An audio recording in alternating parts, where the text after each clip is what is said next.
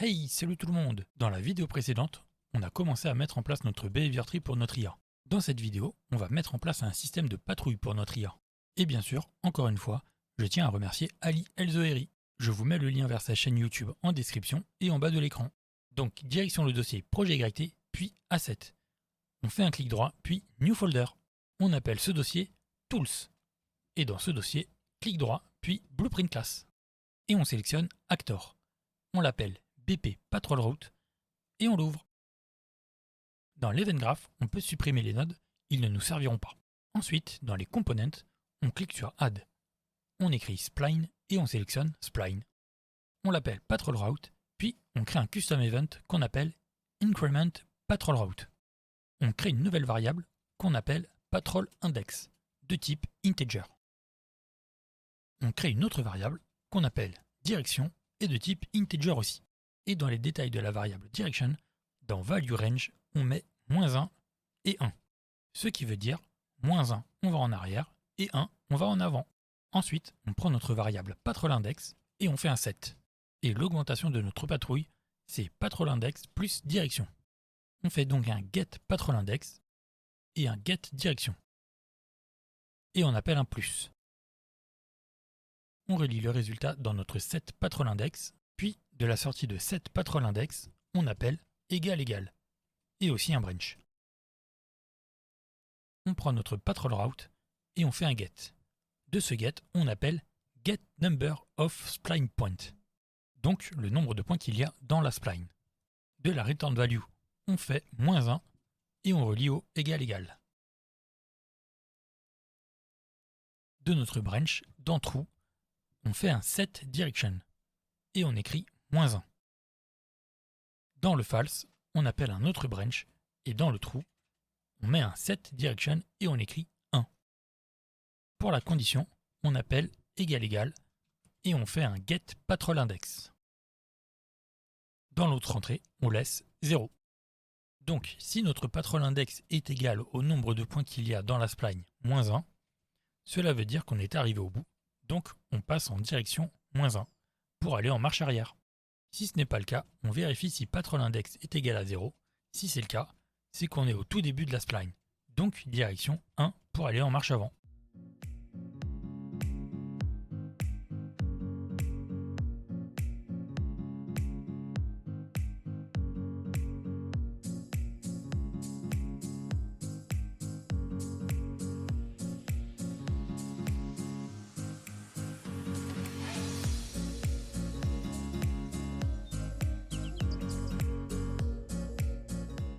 Maintenant, il nous faut une fonction pour savoir où se trouvent les points dans le monde. Donc, nouvelle fonction, on l'appelle getSplinePointAsWorldPosition. On ajoute un output qu'on appelle location et de type vector. Ensuite, on fait un get de patrol route et on appelle getLocationAtSplinePoint. Dans pointIndex, on met notre patrol index et dans coordinatespace, on met world. On n'oublie pas de ranger la fonction et l'event graph.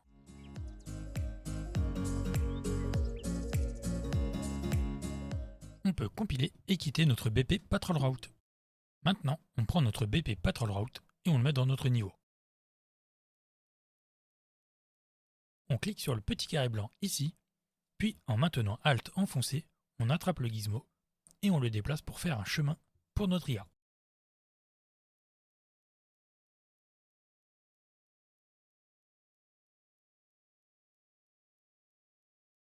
Une fois qu'on a un chemin qui nous plaît, on va dans le dossier Projet YT, Corps puis Interface. On fait un clic droit et dans Blueprint, on sélectionne Blueprint Interface. On l'appelle BPI ennemi et on l'ouvre. La première fonction, on l'appelle getPatrolRoute. On ajoute un output qu'on appelle returnValue et de type BP Patrol Route. On compile et on met de côté notre BPI ennemi. Ensuite, direction le dossier Characters et on ouvre BP ennemi. On va dans Class Setting et dans les détails, on clique sur Add, ici. On écrit BPI et on sélectionne BPI ennemi. Dans les fonctions interface, on fait un double clic sur Get Patrol Route. Clic droit sur Return Value, puis Promote to Variable. on appelle cette variable patrolRoute. On la met en instance editable et on lui donne une catégorie patrol. On compile et on laisse de côté notre BP ennemi. On va dans le dossier core, AI, puis behavior-tree et on ouvre BT enemy base. On clique sur New Task et on sélectionne BT Task Blueprint Base. On va dans le dossier Task et on l'appelle BTT Move Along Patrol Route. Comme d'habitude, on override Resave Execute AI et on appelle Finish Execute. De Control Pawn, on appelle Get Patrol Route avec le petit message entre parenthèses. De la return value, on appelle isValid, celui-là. Ensuite, toujours de la return value, on appelle Get Spline Point as World Position pour récupérer l'endroit où doit aller notre IA. Donc, on appelle AI Move To et on relie Location à Destination. Et le pawn, on le relie à Control Pawn. Puis, toujours de la return value de Get Patrol Route, on appelle Increment Patrol Route, qu'on branche dans OnSuccess et OnFailed. Puis, Finish Execute. On range un peu tout ça.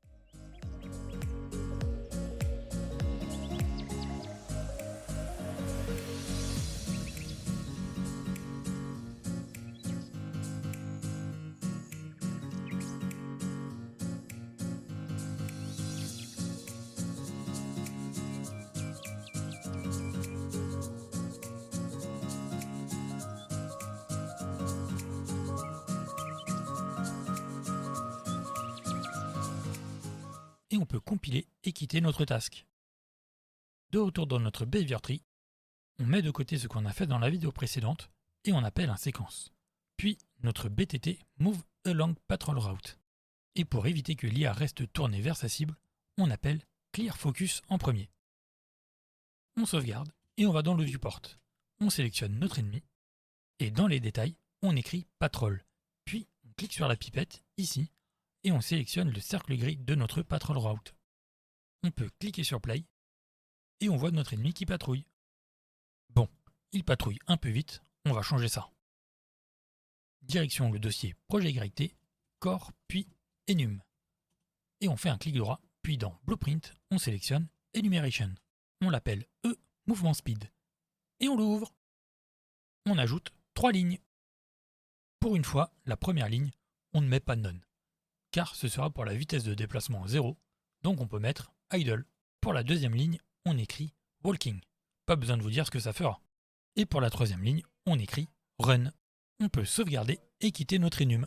Ensuite, on retourne dans notre BPI ennemi et on crée une nouvelle fonction qu'on appelle setMovementSpeed. On ajoute un input qu'on appelle speed et de type movementSpeed, l'enum qu'on vient de créer. Puis, on ajoute un output qu'on appelle speedValue et de type float.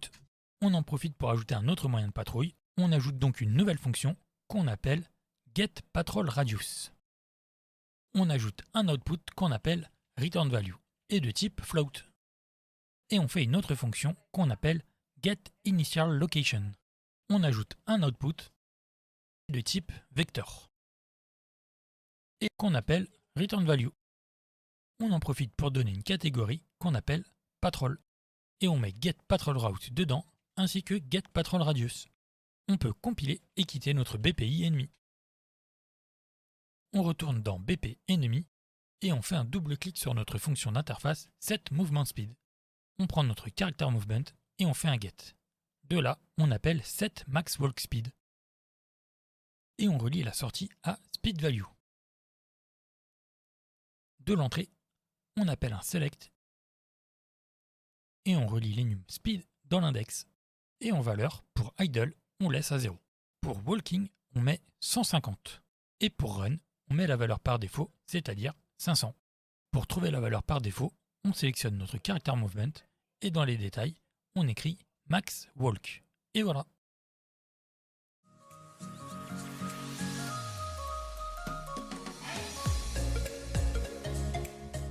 Passons maintenant à getPatrolRadius.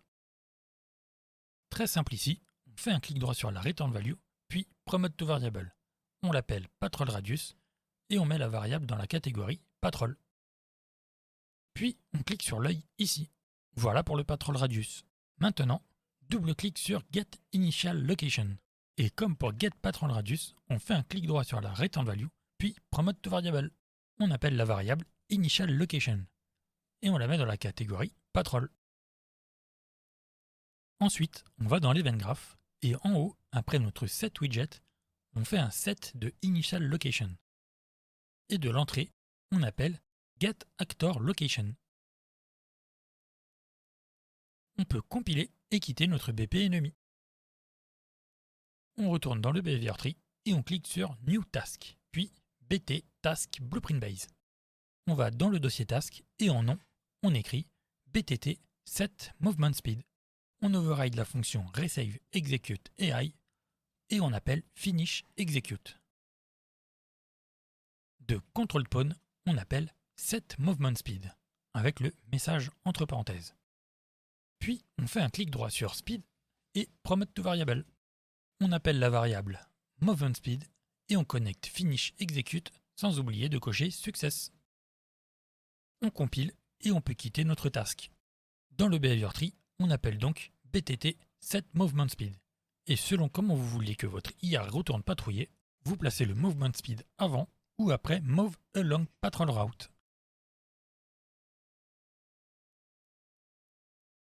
Si vous le placez avant, alors votre IA retournera patrouiller en marchant. Sinon, si vous le mettez après, votre IA retournera patrouiller en courant, puis une fois arrivé au point de patrouille, se mettra à marcher. Et pour cela, on sélectionne notre BTT Set Movement Speed et dans les détails, dans Movement Speed, on met Walking. Ensuite, on sélectionne notre séquence et dans les détails, dans Node Name, on écrit Patrol Route.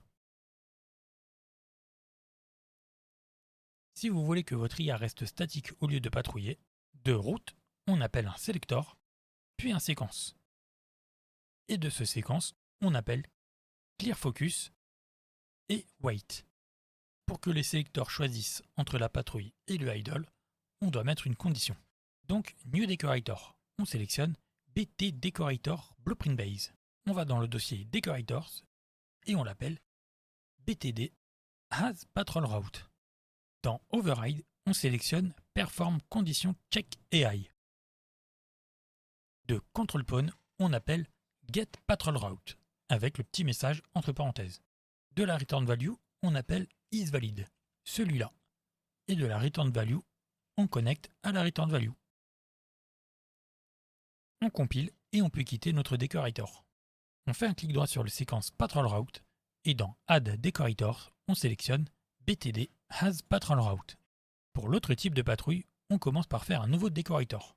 Donc New Decorator et on sélectionne BT Decorator Blueprint Base. On va dans le dossier Decorators et on l'appelle BTD Has Patrol Radius. Dans les fonctions, on override Perform Condition Check AI. De Control Pawn, on appelle Get Patrol Radius avec le petit message entre parenthèses. Et de la Return Value, on appelle supérieur à. Puis on relie dans le Return Node. On peut compiler et quitter notre Decorator. Ensuite, New Task. On sélectionne BT Task Blueprint Base, puis on va dans le dossier Task. Dans Name, on écrit BTT Move to Random Location. On override la fonction Resave Execute AI et on appelle Finish Execute, comme d'habitude. Ensuite, on crée une fonction qu'on appelle setRandomPoint. On ajoute un input qu'on appelle controlledPawn et de type pawn. Et on ajoute aussi un output qu'on appelle location de type vector. Alors, de controlledPawn, on appelle getPatrolRadius ainsi que getInitialLocation. De la return value de notre getInitialLocation, on appelle getRandomReachable.intRadius. De randomLocation, on fait un promote to local variable et on l'appelle LLocation. Ensuite, de la sortie LLocation, on appelle distance avec le vector. Pour le vecteur 2, on veut savoir à quelle distance de l'IA se trouve le vecteur 1. Donc de control point, on appelle getActorLocation, qu'on relie à V2. Puis de la return value, on appelle supérieur à, et on met 350. Et on appelle un branch. Dans le trou, on met le return node avec notre variable locale LLocation connecté à location. Donc si le point est à plus de 3,50 m de l'IA, c'est bon. Sinon, si le point est sous les 3,50 m, alors on appelle notre fonction setRandomPoint. On fait un clic droit pour appeler notre variable getControlPawn et connecter dans ControlPawn. C'est une petite sécurité pour que l'IA ne se déplace pas de 2 cm par exemple, ce qui ne servirait à rien. On retourne dans l'event graph et directement après resave execute AI, on appelle notre fonction setRandomPoint. On relie ControlPawn et après on appelle AIMoveTo. On relie ControlPawn dans le pawn et Location dans Destination. Et pour finir, de onSuccess et onFailed, on relie à FinishExecute, sans oublier de cocher Success.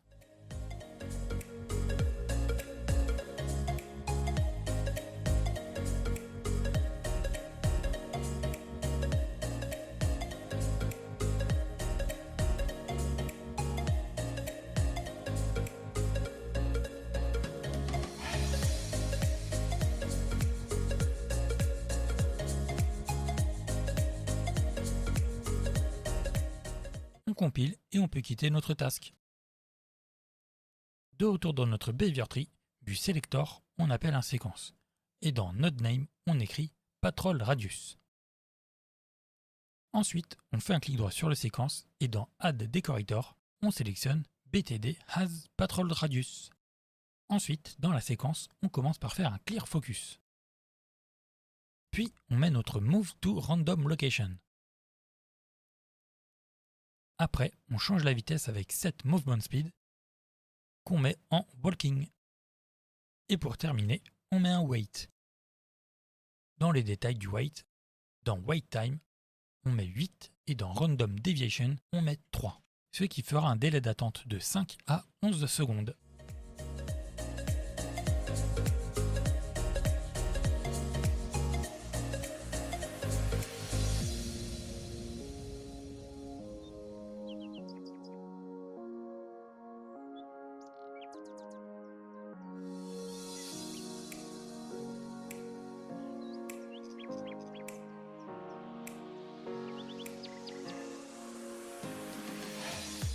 On peut sauvegarder et on va voir comment ça rend. Direction le viewport et on sélectionne notre ennemi, si ce n'est pas déjà fait. Dans la recherche, on écrit patrol et dans patrol route, on clique sur la petite flèche ici, puis dans patrol route radius, on met par exemple 1000, ce qui correspond à 10 mètres de rayon. Si vous voulez un petit outil pour savoir le rayon que cela fait, direction le dossier projet YT, Asset, puis Tool. On fait un clic droit, puis Blueprint Class et on sélectionne Actor. On l'appelle BP Radius et on l'ouvre. Ce coup-ci, on va dans Construction Script et on appelle Draw Debug Circle, ce qui va dessiner un cercle. Pour le centre, on appelle Get Actor Location. Pour le radius, la valeur qui nous intéresse, on fait un promote to variable. On laisse le nom radius, c'est très bien comme ça. Et on clique sur l'œil ici. Dans num segment, on met 24. Dans duration, on met 5 secondes, ce qui est largement suffisant pour voir la taille du cercle. Dans thickness, on met 1 pour voir le cercle. Sinon, si on laisse 0, on ne verra rien. Ensuite, dans y-axis, on met 1, 0 et 0. Et dans z-axis, on met 0, 1 et 0 pour avoir le cercle à plat.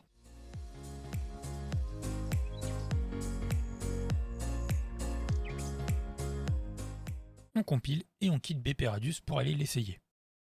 Donc dans le viewport, on met notre BP Radius. Dans les détails, dans la barre de recherche, on écrit Radius et on met le rayon qu'on veut. Essayons 1000. Pour mieux voir, mettons-nous en vue du dessus et déplaçons le BP Radius sur notre ennemi. Et voilà, le cercle que vous voyez, c'est le rayon autour du personnage.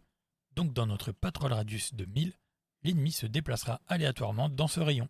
On peut donc supprimer notre BP radius du niveau et voir comment agit notre ennemi. On clique sur Play. Et voilà, notre ennemi fait une patrouille aléatoire dans un rayon de 1000 cm autour de son point d'apparition. On peut faire échappe et on continue. Direction le dossier Core, puis Enum. On fait un clic droit, puis dans Blueprint, on sélectionne Enumeration. On l'appelle EAI State et on l'ouvre. On ajoute 5 lignes et on appelle la première Passive. Ensuite, pour la deuxième ligne, on écrit Attacking. C'est pour l'instant les deux états que nous avons faits. Ensuite, la troisième ligne, on écrit Frozen, ce qui correspond à un état de stun ou knockback par exemple. Pour la quatrième ligne, on écrit Investigating.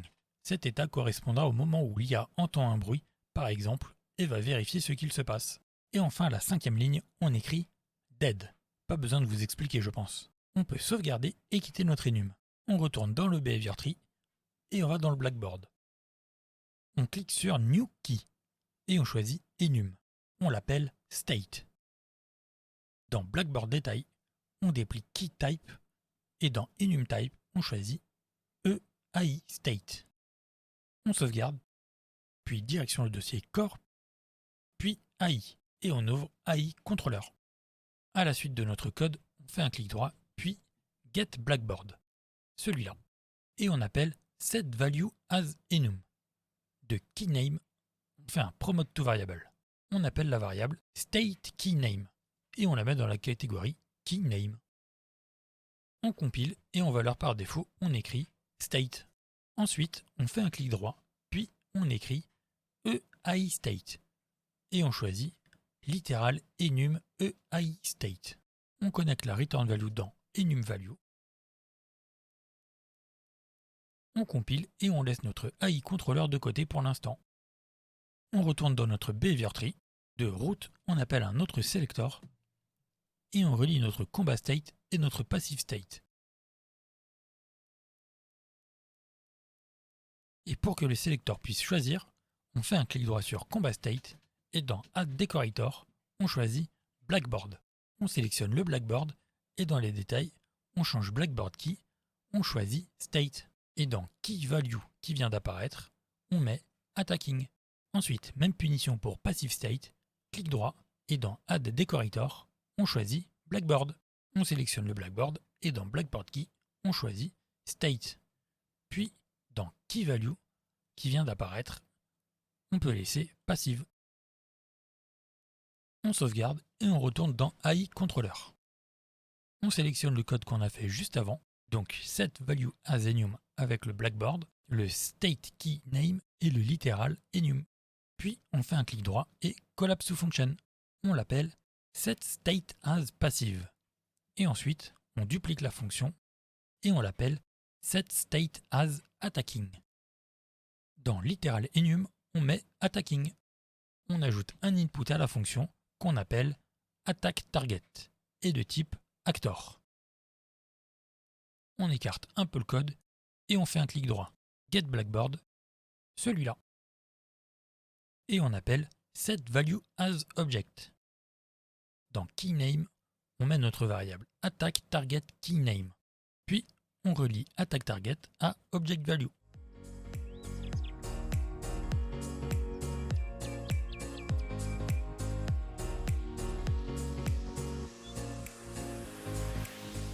On peut retourner dans l'Event Graph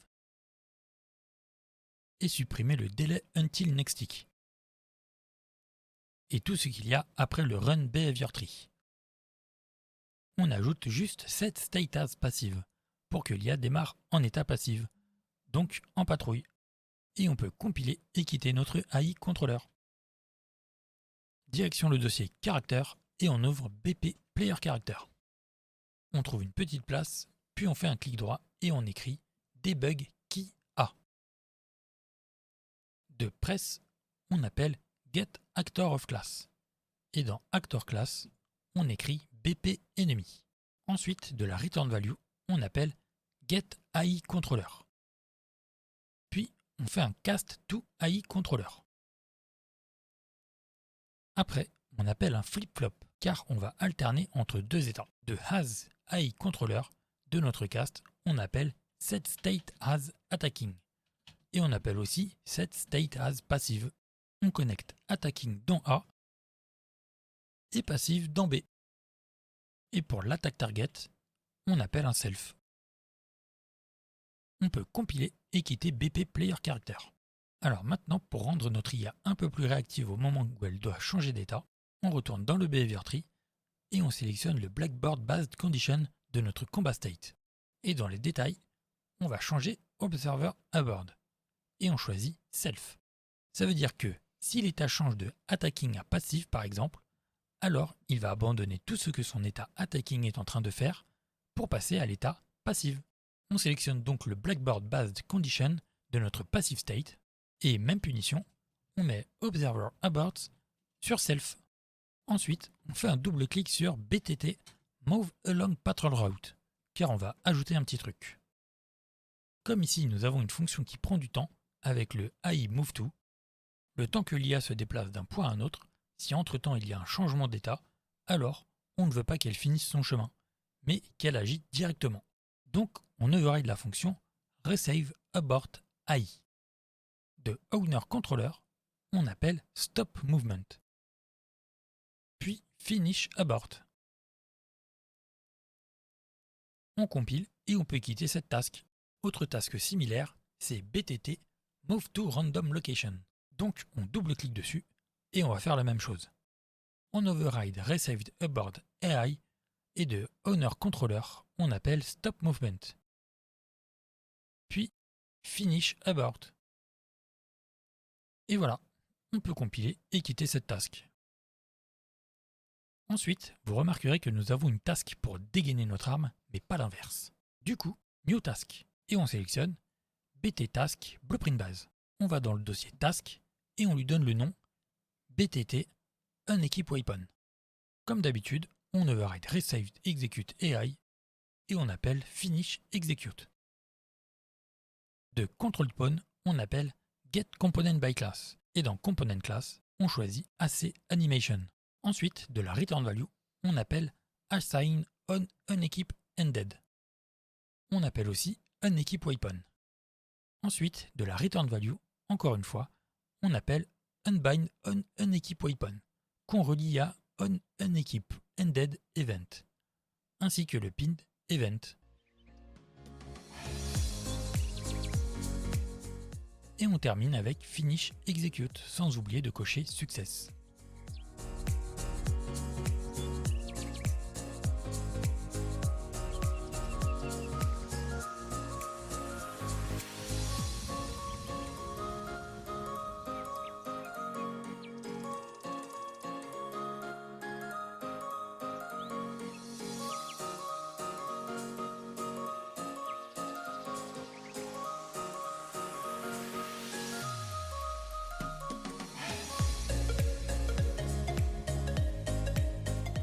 On compile et on peut quitter la task.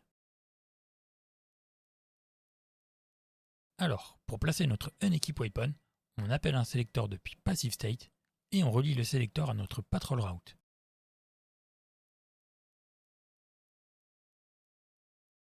Patrol Radius et Idle State.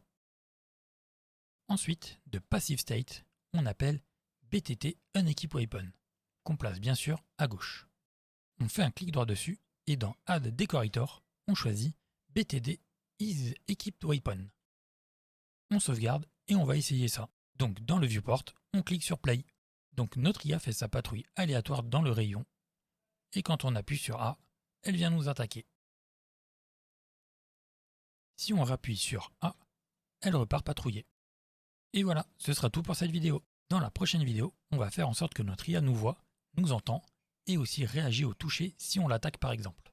J'espère que ça vous aura plu. Si c'est le cas, abonnez-vous et lâchez un like. Si vous avez des questions, n'hésitez pas à les poser en commentaire. Et surtout, amusez-vous en programmant.